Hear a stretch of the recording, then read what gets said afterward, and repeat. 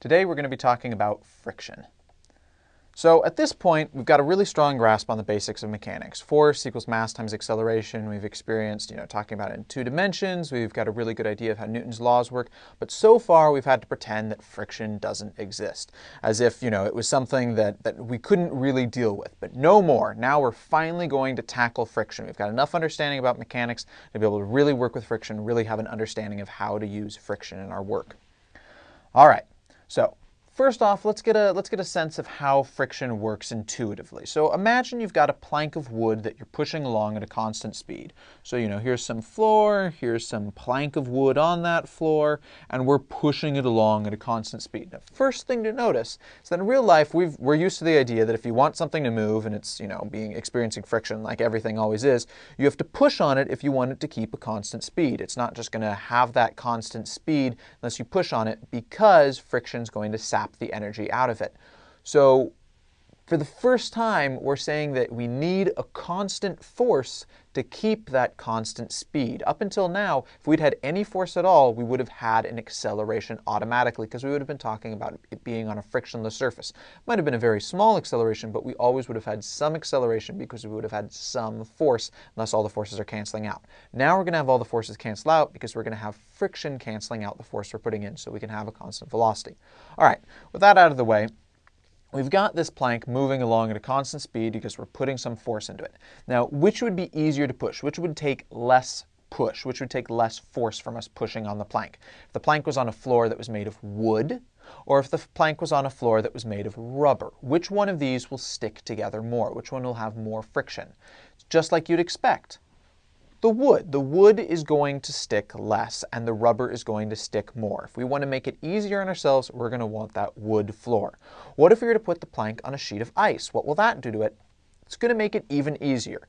Different pairs of materials have different connections. They behave differently with one another because of material science and chemistry and stuff that we're not going to really get into talking about. But friction is a pretty complicated idea and can be explored in lots of further courses, and there's lots of cool, interesting things to learn about it. But in our case, we just know that if you have different materials, you're going to have different frictions. Okay, different pairs of materials. That's an important thing to keep in mind. It's not just one material, it's the pair of it. If we'd had a rubber plank on top of that rubber floor, we would have had experienced even more friction. If we'd had an ice plank on top of that ice floor, it would have been the least of all. It's the pair together that gives us the friction between them. All right, let's talk about another thing for our intuition to deal with. Imagine that same plank of wood. It's on a wood floor, but this time we're going to put some sack of sand on top of it. So we've got some sack, right, on top of it, and there's going to be some amount of sand. It's going to either have 10 kilograms of sand or it's going to have 20 kilograms of sand. Which one's going to be easier to push along, the 10 kilogram sack or the 20 kilogram sack? Which one's going to have more friction reacting with that, more friction force for us to have to overcome? The 10 kilogram sack push on the plank or the 20 kilogram sack push on the plank? Which one would you expect? It's just like you expect. It's the 10 kilogram sack. More pressure means more friction. The harder we push on something, the more friction we're going to have to overcome. The lighter something is, the less friction it's going to have to overcome. Right. Assuming the same object and the same material for the incline, which of the following 3 situations will be easiest to push? This is similar to the pressure idea. Now we're going to start talking about the normal force. Which one of these would be the easiest to push? In all of them, gravity is pointing straight down. But which one of them would be easier? Which one would you expect to? Just like you'd expect, the steepest incline. Why is that? Well, we can explore that idea by looking at 2 extreme scenarios. The exact same object and the exact same surface, but very different orientations. One of them is a horizontal orientation, the other one's a vertical orientation. Which one of these is going to have more friction going this way? So here's our friction force, here's our friction force. Which one is going to experience more? The one that's sitting on it. Why is that? That's because this one has mg down here, and so it's got the pressure is the normal force. It's got force normal pushing that amount. How much does this one on the right? How much is the force normal? So we've got mg down here, but we have, there's nothing this way, So our normal force is going to be Fn equals 0. There's no pressure, there's no interaction, there's nothing holding it against the wall to cause friction to happen. If you push really hard on something, it's going to have more friction. If you don't have any push between the things at all, there's no way for the materials to interact, there's no friction between them. So if we have no normal force, we have no friction. If we have a lot of normal force, if we push really hard on it, we're going to have more friction. If we were to instead come along and push crazy hard on this, then we're going to have a resultant normal force that's equal and opposite. And we're going to have this normal force, because it's not going to blow through that wall. We're assuming that the wall is able to withstand that much force. We might actually be able to arrest the power of gravity, arrest the acceleration due to gravity. The force due to gravity will be canceled out, because we'll be able to make a really large friction by pushing really hard. And you can test this out in a real quick demonstration for yourself. If you take just a normal book and you go up to a flat wall and you just put the book up against the wall and then take your hand away, of course, the book falls to the ground just like you'd expect. And probably shouldn't do that, because you don't want to hurt your book. But if you were to put the book up against the wall and then push really hard with the flat of your hand, not under it, because then you'd be holding it up, so it wouldn't be friction, it'd be just direct force applied through your fingertips. But instead, if you were to push really, really hard against it, you'll be able to keep it in place, because you put so much pressure on it that the friction of the book against the wall is going to be able to overcome the pull of gravity. It's going to beat out gravity, and it's just going to stay still. So, just like you'd expect from all of this talking, friction isn't just weight. It's about how hard the object is pushed. It's about the pressure between the object and the surface, the two materials, the interaction. It's the normal force. And for those of you having trouble with calculating normal forces on inclines, which will come up later in our examples, if you're having any difficulty with that, I'd recommend you refer to the Newton's second law in multiple dimensions lecture, which is a few lectures back. It'll give a great explanation of how to understand how normal force comes up when you've got some angle theta in your incline. You need to be able to figure out, you need to calculate just how much of the gravity is perpendicular and how much of the force of gravity is parallel to the surface, because that'll really come up later. And so refer to that if it's giving you any trouble, because that'll be useful in a lot of our later stuff and in this lecture specifically. All right, to sum up, friction is based on the interaction between the two materials involved in it and the normal force of the object on the surface. What kind of materials we have, how hard the pressure is. The two things, the normal force. If we want to turn that into an equation, that's going to become the friction is equal to mu, and mu is going to characterize, mu is a new letter that we're introducing. It's a Greek letter. We're taking more letters from the Greeks, as we love to do. Mu is a Greek letter. It's pronounced like a kitten's mew. Mu. It means the coefficient of friction between two materials, and it's spelled, in case you're curious, it's spelled mu, but it's pronounced mu. It means the coefficient of friction between the two materials. It's going to change depending on what the materials are, and it's going to vary a lot depending on specifics, and we have to determine it experimentally. There's no easy formula for determining what it's going to be. You just actually have to go into a lab and get it, or look it up in a table. But even looking it up in a table is going to vary, because depending on the specific condition of your object, if it's dirty, if it's clean, if it's wet, if it has grease on it, if there's a layer of air, if it's operating in a vacuum, what things are happening between it, it's going to vary a lot. So it's basically up to you to figure it out in a lab, or to be able to look it up in a table where it's very, very similar situations to the way you're doing it, or it's given to you precisely in the problem statement. So figuring out mu can be a little difficult, but normally that's what our problems will be about, or it will be given to us in the problem. So once again, going back to the equation, friction's equal to mu, the coefficient that represents the interaction between the two materials, times the force of the normal force, the normal force, Fn. So mu times Fn. One thing to keep in mind that isn't explained is we don't have to worry about the area touching. It's not about the area touching. So if we had a block of mass m, and we had a table of mass m, but the same material on the bottom. So same material here, and same material here, same surfaces. It's not about the cross-section of the area touching the ground. It's just about the pressure. Why is that? Well, that has to do with the way friction works. It's what's happening on a really microscopic thing, because it's going to change it to, if we have a lot of area, the pressure per square area, the force per square area force per area is going to wind up being much smaller in the case when we've got that large surface. So same pressure, but it's going to be extended over a large area. Whereas in the table example, where we've got just those little feet contacting, it's going to be the same pressure, but it's going to be over a small area. So the total effect is going to be the same. Either a small force per area, but over a large area, or a high force per area, but over a small area, the total effect of the pressure is going to be the same. So you don't have to worry about the cross-section, you just have to worry about the interaction between the materials. All right, now one last thing, friction's a force. We know forces come as vectors, so what direction does friction come in? It's not going to go in the direction of the normal force. That's why our equation in the previous page wasn't with vectors, because it's up to us to figure out what direction friction is going to go in. Friction always opposes the movement. Whatever direction the thing's moving in, and keep in mind that's the velocity, not the acceleration. So whatever direction it's currently moving in is the direction that friction's going to point.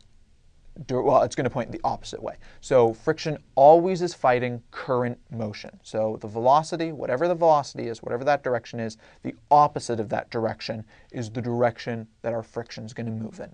All right, so at this point, we've got a pretty good understanding of how force works. We've got this interaction between mu and the normal force. So let's consider these two diagrams here.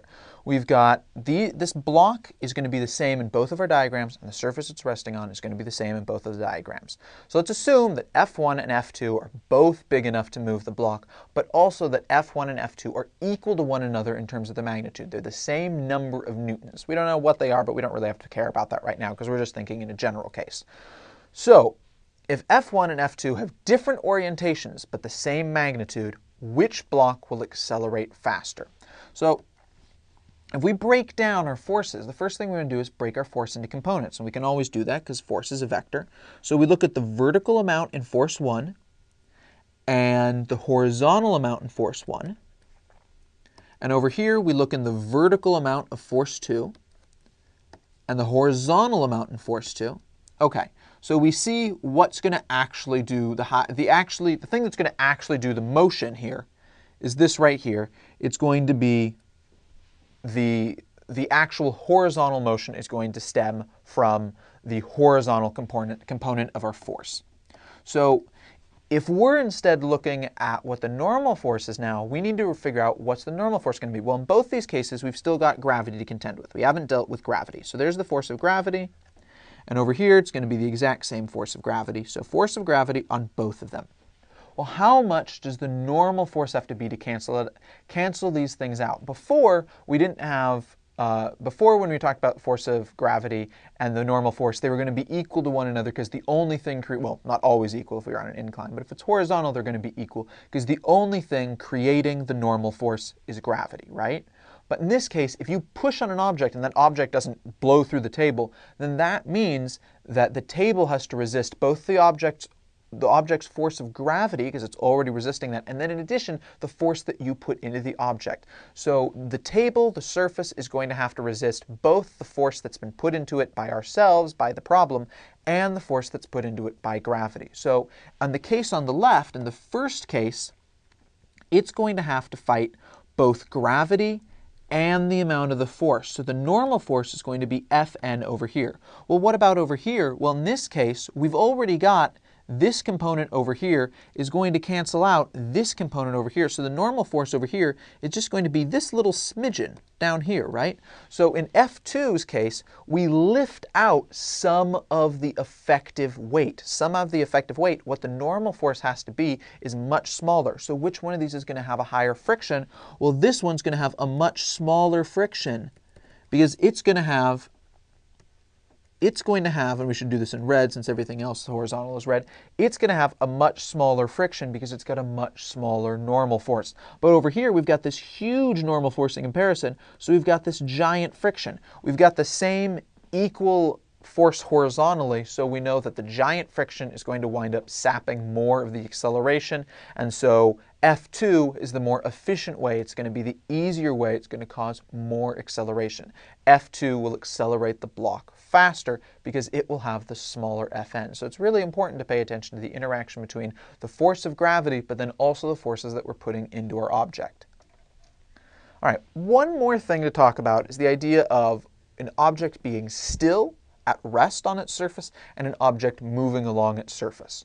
So which one of these will take more effort, more force from us? To start a refrigerator moving, sliding on a floor, to start that refrigerator up, or keeping an already sliding refrigerator going? If we want to just start it moving up, in addition to creating motion requiring some amount of force from us to get that started, there's actually going to be this little thing of it. If we have to sort of like unstick it, we have to pop it off of where it's already located. It might seem like a trick question, but it really isn't. It really can take more force to start something moving than to just fight kinetic friction. Kinetic friction is going to be different from static friction. The friction of when it's moving is going to be different from the friction of when it's still. Why does this happen? Well, that's actually a really complicated thing to get into. We don't quite have the time, or this isn't really the place. It's something for future classes on chemistry and more physics and a real understanding. And friction is actually something that they're still doing lots of research into. So it's really complicated for right now, but it's definitely something that's interesting and understandable. But we don't really have the time to talk about it right now. But the exact reasons, a little too complicated, but suffice it to say that on a microscopic level, the two surfaces interact differently between one another. They're going to wind up interacting in a different way when they're still, and they're going to still than when they're already moving against one another. There's slight differences happening microscopically, and sometimes major differences, as we'll see in some of the numbers that we're going to see soon. All right, so static versus kinetic. If we're gonna be able to talk about two different kinds of friction, kinetic, the moving kind, and static, the still kind, the at-rest kind, we're gonna have to use a different coefficient for each one. So mu is now gonna split into two different categories. Static is gonna be mu subscript s, mu sub s, mu s. Kinetic is gonna become mu k, mu sub k, mu k. So we've got mu static and mu kinetic. All right. So one thing to keep in mind, in almost all cases, mu s is going to be greater than mu k. There are a very few special cases where this isn't going to be true, but as far as we're going to deal with in our course, it is almost always true. Sometimes they'll be equal, and there's really, really freaky materials out there where things get weird, and you can have mu kinetic larger, but that is definitely beyond the purview of this course. It's not something we're going to have to worry about for now. But if you got really interested in materials science, it might be the sort of thing you have to deal with in graduate school, but probably not something you're going to have to worry about right now in high school physics. All right, so applying kinetic friction is pretty easy. If we just want to have friction on an object, it's just going to be mu k times Fn until the object stops moving, and it's going to go in the direction opposing its current motion. Real easy. It's just a force that's just constant, mu k times Fn. What about static friction? Well, that's a little bit different. If we have an object sitting still and we push on that object, say, we've got some object like this, and it's giant object, and a guy comes up and he pushes on it lightly. It's going to be able to defeat him, but it's not going to go back with all of the friction. Like, if he were to push this lightly, if it's going to be able to cancel out this lightly and this lightly, and say it's able to cancel up all the way up to this big, it's not going to react with a static friction force in the opposite direction of this big every time. It's going to cancel out whatever is put into it. Static friction is going to cancel out up to the amount of force, up to its maximum amount. So the maximum static friction. Static friction resists an object starting to move it until it gets surpassed. So until we get to that really extreme case, we're always going to have the case that static friction is going to just oppose however much force is put into it. It's not going to put in more than that. It's just going to oppose the amount put into it until we suddenly get to the point where we're able to equal and then surpass static. Just that equal point is the razor's edge of flipping over into kinetic friction, at which point the object lurches forward, unsticks, starts to move, and then kinetic friction comes into play, and almost always mu k will be less than mu static, so we'll have some slight acceleration if we kept up a constant force. So static friction cancels out the force that would cause acceleration, but it never exceeds them. So that gives us this idea right here. The maximum static friction is equal to mu s times Fn. But keep in mind, that's the maximum static friction, not more than that, but just the maximum. It's the top amount that it can be. We're not going to see that every time we put any small force into it. It's going to be that's only the top amount that gets put in, and that's going to be mu s times Fn. All right, so what are some basic examples of mu s and mu k? So these are some approximate coefficients for friction, this table here. Keep in mind, these can vary depending on the specific situation and the condition of the materials involved. Like I said, if it's wet, if it's greasy, if there's air between the objects, if there's a perfect vacuum that they're operating in, there's certain material properties that can happen. For the most part, these are going to remain the same, but it's about the whole system interacting together. So it's really something that has to be experimentally determined or given to us in the problem statement, or something that we're solving for from the problem statement. So take a look at these, and this gives us some idea of how all these things work. So notice, mu s and mu k can change very, very greatly. I mean, the difference between cast iron, between when it's moving and when it's static, is vast, huge change. That's almost a tenth of what it started off as. Yet rubber on concrete isn't that much of a change. It's definitely still a change, but it's not giant. Ice on ice, once again, pretty large change there.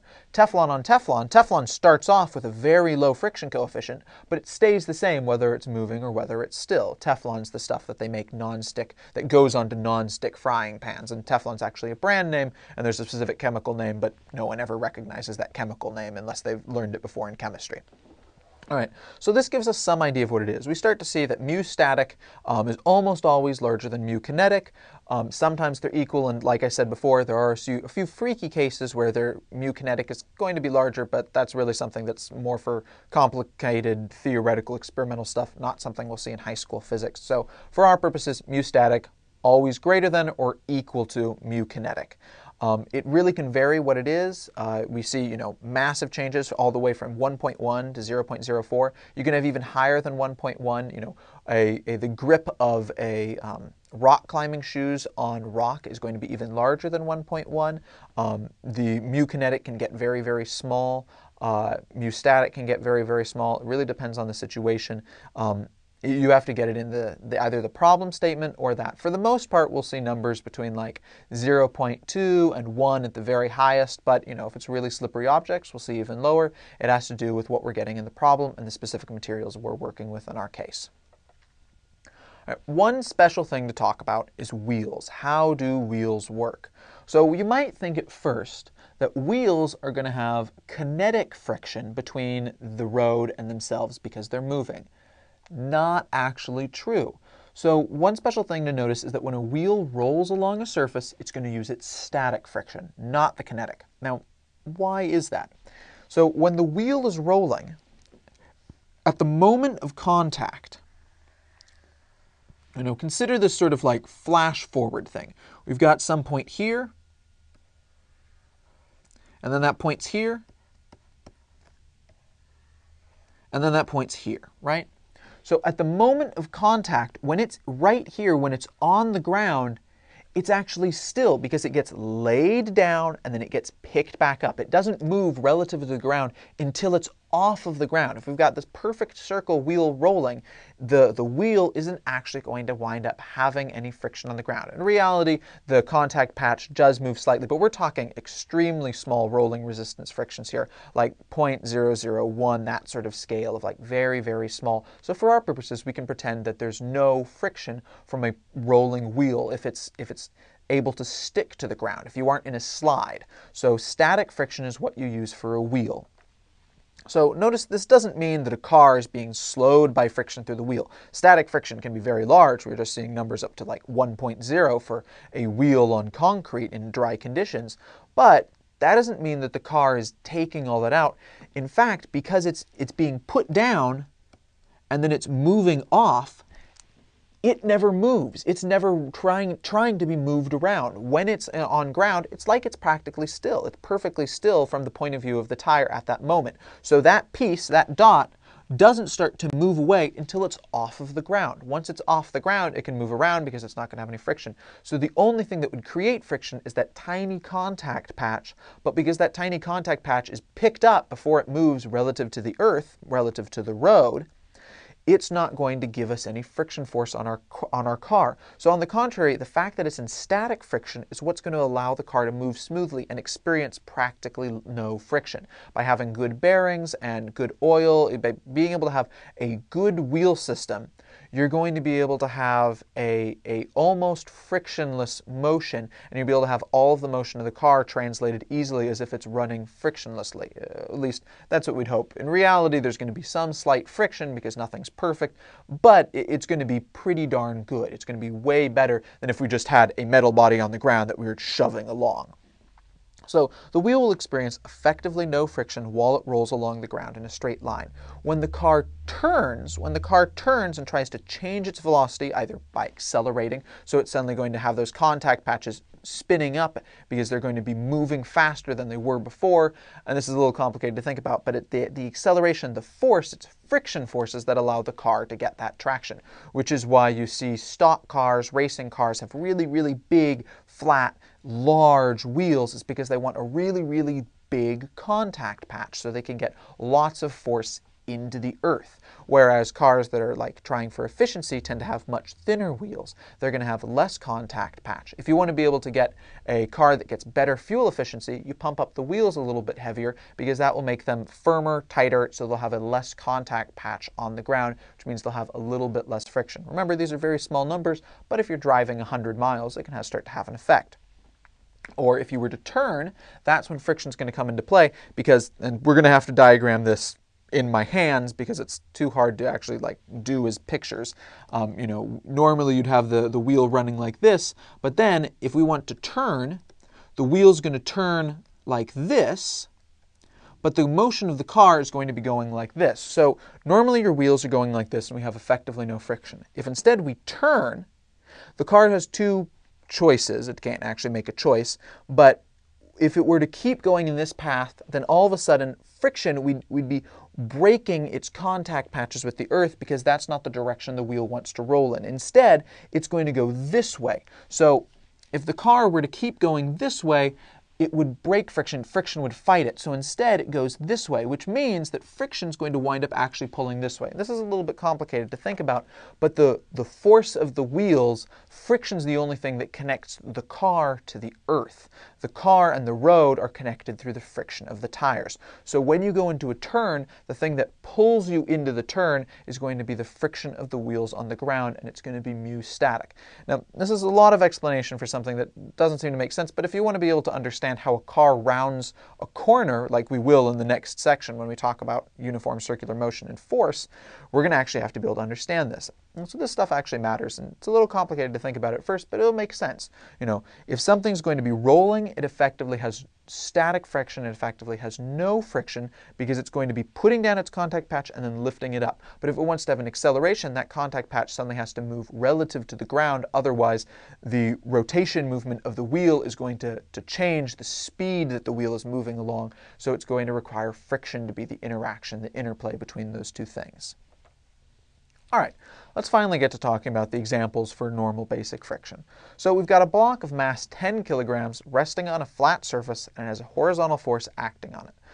It just barely begins to move. It unsticks at the force F equals 60 newtons. So what is mu S? All right, so first let's do a quick free body diagram. What forces are operating on this? Well, there's mg pulling down. So flat surface, there's nothing else pushing down on it. It's a horizontal force. So we know that Fn is going to be equal to mg. It's going to cancel one another out. So now we're going to work towards figuring out what our friction is. And we know that friction is going to pull this way. So if mu S is what we're dealing with right now, if we're dealing with static friction, the moment of unsticking, that razor's edge between staying still and just beginning to move, is going to be the maximum static friction. It's going to be the maximum static friction is going to all of a sudden equal the force. Not all of a sudden, it's going to be continual, but the force is going to be equal to the maximum static friction for it to unstick at 60 newtons. So what's the maximum static friction? That's mu S times Fn. What's Fn? Well, that's mg. So we've got mu S times mg. What's the F? Well, F is equal to 60 newtons.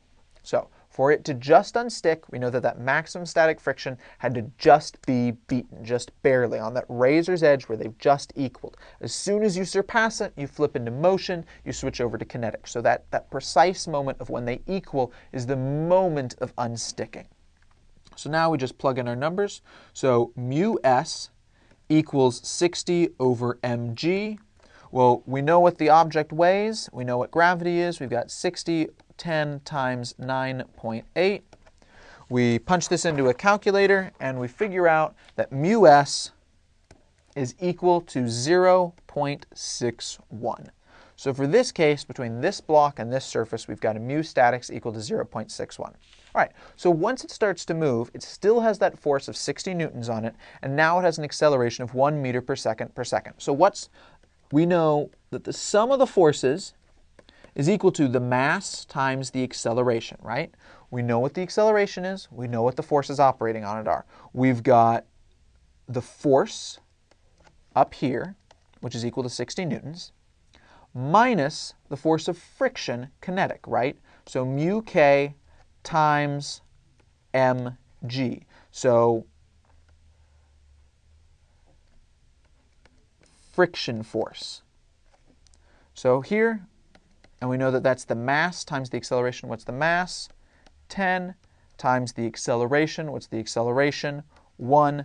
So we've got 60 minus 10 equals mu k times mg. 50 divided by mg equals mu k. We punch this into our calculator, and we get that mu k is equal to, we plug in our numbers for m and g, and we're able to get that it's 0.71. There's our answer for what mu kinetic is. All right, next example. All right, so for this example, we've got a block is resting on a surface that can be tilted. So we've got some tilt theta on our surface. The coefficient of friction between the block and the surface is mu static equals 0.35. What angle theta will the block barely begin to slide? What is that instantaneous, that razor's edge, that breakover point between staying still relative to the incline and suddenly starting to move along the incline? Notice, for this problem, we don't have the mass of the block, but it turns out we're actually not going to need it. So let's start looking at this. Where a block, it's going to weigh some m, so mg is the pull of gravity on it. How much of this is going to be perpendicular? Well, the perpendicular force is going to be is going to vary depending on what our theta is. How much is the parallel force? Well, that's also going to depend on theta. What's theta? Well, theta is going to wind up being here. And we can figure this out by referring to that old lecture that I had on Newton's second law in multiple dimensions. But we can also see that in the extreme case where this was 90 degrees, then we'd have that this was going to be sine of 90 degrees. So we'd have all parallel. And in the case where it's 0 degrees, the other extreme case, we'd have cosine of 0 is equal to 1, so it'd be all perpendicular. So we see that the theta has to go here, but we can also figure that out through other geometrical means and just getting used to it, used to how this works. But if it doesn't make sense, this is definitely a good thing to go refer to, because this can be a real confusion down the road. And there's lots of problems that involve incline, so it's really important to have a good understanding of how this works. All right, so this is mg. Then we have that the perpendicular force of gravity is going to be equal to mg times cosine theta. So how much is the normal force? Well, that's going to keep it from bursting through the incline. So we have that Fn equals Fg perpendicular, which is equal to mg times cosine theta. Great. What's the parallel force? Well, the parallel force is just going to be sine theta times mg. Great. So and we were able to do that all because we had a right triangle, because those two things are perpendicular. And so we just used basic trig. So at this point, what are the forces acting on it? Well, at this point, we've got the parallel force going this way. Sine theta times mg is going to be equal to gravity parallel. All right. What one other thing is we're operating on it? Friction. Friction is going to be pulling backwards. We're going to be using static friction because the block starts off at rest.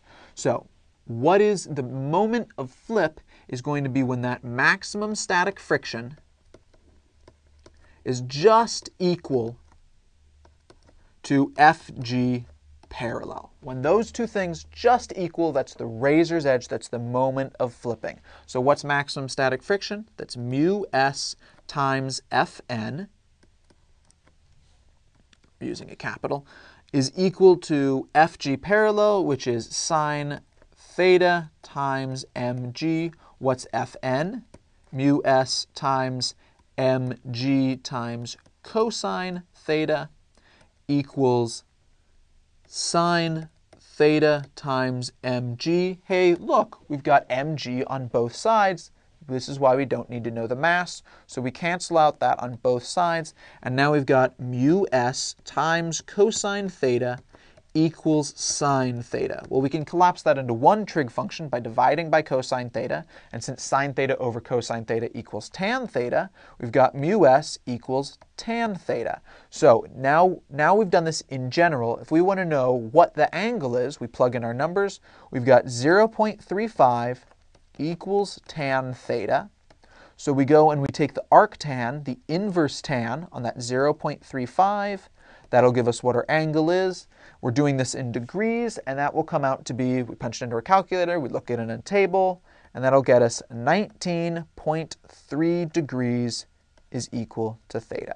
And that tells us what the specific angle is. But it also tells us, in general, if we want to do this for anything, that's a really easy way to figure out what mu static is for any pair of objects. For any material on some surface, you just have a careful way to be able to measure the angle, and you just keep very, very slowly tilting it up until it just begins to move. Really easy way to experimentally derive what mu static is going to be. All right, example 3. We have a block against a wall and it's sliding down. If the coefficient of friction between the block and the wall is mu k equals 0.2, how hard do we have to push against the block to cancel out gravity to give it a constant velocity? So if we push in with some force here, what's the normal force going to equal? It's just going to push back with the exact same amount. So Fn equals whatever force we put in terms of magnitude. So what's going to be operating on this in addition? We've got gravity pulling down by mg, and we've got friction pulling up by some amount that's going to be connected to its mu and the force of friction. By its mu and the normal force, that's what will determine the friction. So are we moving or are we not moving? In this case, we started off knowing that the block is sliding down. So that means we'll be using mu k, mu kinetic. So what's the force of friction? Friction's equal to mu k times Fn. So that means that in our case, it's going to be 0.2 times Fn. What's Fn? It's however hard we're pushing against it. It doesn't burst through the wall, so the amount that we push in is the amount that the wall has to resist. So we've got that mu k times F, force we're pushing, is what it is for this problem. If we want those two things to cancel out, then we want an acceleration equal to 0. So that means that the sum of the forces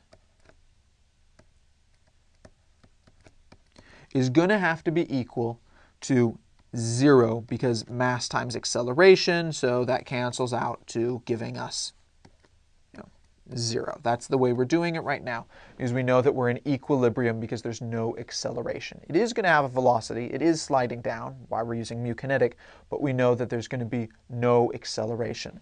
So the net of the forces, what forces are acting on it? Gravity is acting on it. Friction's acting on it. We also have, in the horizontal direction, the force that we're pushing and the normal force, but they cancel each other out. We don't have to worry about that because it's just, staying parallel to that wall. So all we have to worry about is the things that can have an effect, which in this case are gravity and friction. So let's say that up is positive. So we've got that the friction force minus mg equals 0. So what's the friction force? It's mu k times F minus mg equals 0. So we've got mu k equals, mu k times F equals mg. So F equals mg over 0.2. So in this case, we didn't do it with we did a general version. We did it with any block. So in this case, we've got that the force that we have to push is going to be 0.2 when it's dividing is the same as 5 multiplying. So 5 times the weight of the object if we have a kinetic friction of 0.2. And this could be used to solve generally the way we did this. So we've got the friction is the amount of force we have to push to keep it at a constant velocity or keep it still if it started off still and we're using mu static is going to be dependent on the coefficient of friction. So in this case, it's 5 times the force of gravity. All right, last example. This one will definitely require some thinking. So we'll start off thinking about the problem and then actually approaching it, which is a great way to approach your problems in general. Think about it, then approach it, then actually do the math. So we've got two blocks of masses m1 equals 2 kilograms and m2 equals 1 kilogram. They're sitting atop each other, and they have a coefficient of friction, mu static equals 0.7 between them. The bottom block is resting on a horizontal, frictionless surface. What's the minimum force to keep the top block from slipping? All right, so first of all, if they're moving at the same rate, what does that mean? Well, then that means that we've got some a1 acceleration, and we've got some a2 acceleration, right? And they're both going to be moving in the direction of force. So these are our accelerations are going to be going this way. But what about the fact that if they had different accelerations? Well, what would it mean if they had different accelerations? If they had different accelerations, then one of them's either going to be sliding off of the other or, sliding behind the other. There's going to be a difference in their relative velocities, which means that they have to have, they can't be staying together anymore. It has to be slipping by the definition of slipping. So that means, just to begin with, we know that the acceleration of the first block has to equal the acceleration of the second block. So we can just call them in general A. So the accelerations are equal between the two. All right, what else do we know about this? What keeps block 2 on top of block 1?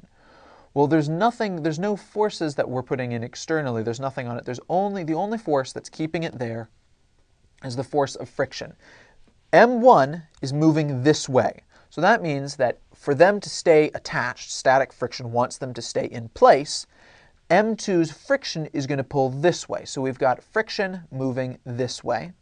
And, I just drew these in. These are the same thing. So friction is going to be pulling block 2 over. What about block 1 will result in force? So M1 is going to be reduced by that same friction. These will be equal. Equal in terms of magnitude, not direction. So M2 is going to be accelerated by friction, M1 is going to be decelerated, or at least lose some of its force to friction. All right, so that gives us an idea of what we're actually doing here.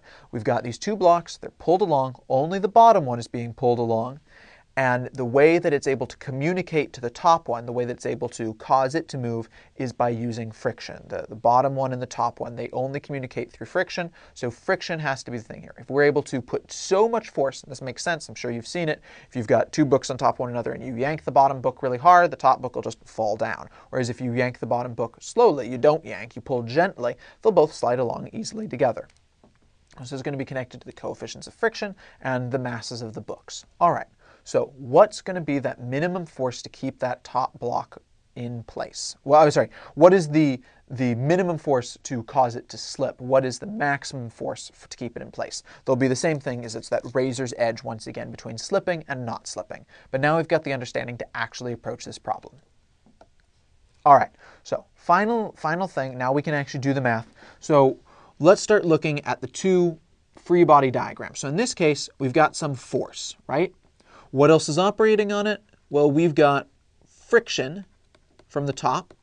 What about its own friction? Does it have its own friction from the ground? No, remember we said that it's on a frictionless surface. So in this case, there's only one friction. There's just the friction between the blocks, right? Between the blocks is the only friction. Okay, so what is mu s? We know mu s. What's normal force? Well, how hard does M2 push in? M2 is going to push in with M2 times G, so Fn equals m2 times g because it doesn't burst through the box. It doesn't move through it. It stays on top of it. If we just let it alone, it would sit there. So that means that the normal force has to equal m2 times g. All right, so with this in mind, we can start coming up with our formulas. So net forces, we know that F will make this the positive direction. We know that F minus friction equals the mass m1 times the acceleration, right? And we could, we'll make these all vectors, but it doesn't really have to be because we understand the directions because they've been dealt with. Technically this one can't because it's a minus here and we have positive, but anyway. So F minus friction equals m1 times A. What is the forces on m2? Well, just friction equals m2 times A. All right, well, with that in mind, we can start to figure out what is F going to have to be equal to. So, well, F, we sub this in, we get F minus m2 times acceleration equals m1 times acceleration. So we've got that the force equals m1 plus m2 quantity times the acceleration, right? So that's how much force is necessary to give an acceleration to this, because it has to move both of the objects. It has to move the whole system. All right, we can sub that back in though, and we can now figure out what is friction. So F over m1 plus m2 equals the acceleration. We plug that back in to this formula right here, and we get that the friction is equal to m2 times F over m1 plus m2, getting a little cramped there. So we've got that friction is equal to the force m2 times the force over m1 plus m2. So now we could sub these things in and we could figure out what are the actual numbers. What also is friction? So in this case, we've got that friction is equal to m2 was 1 kilogram, so F over 1 plus 2, 3. So friction's equal to F over 3, because that's the amount that it has to get. It's the share that the top block has to get, because it has 1/3 of the total mass of the system, so it has to get its equal share for its mass to be able to move at the same acceleration. So the friction has to be equal to F over 3 for the acceleration to be the same between both objects. So what's the maximum amount of friction? Remember that it's going to have maximum friction and maximum static friction, I should say, because we're static here. Maximum static friction is going to be the maximum velocity without slipping.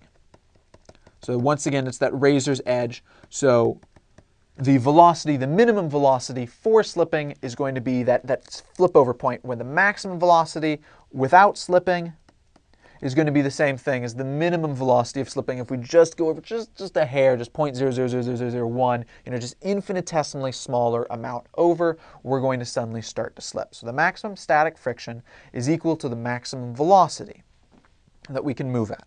The maximum force, maximum velocity, maximum acceleration. Actually, I shouldn't have said velocity, maximum acceleration. My apologies. It can, of course, have any velocity. It can be whizzing along through space at, 1,000,000 miles per hour. It doesn't matter, because from its point of view, it's not experiencing any force, so it's about the maximum acceleration. So, maximum force.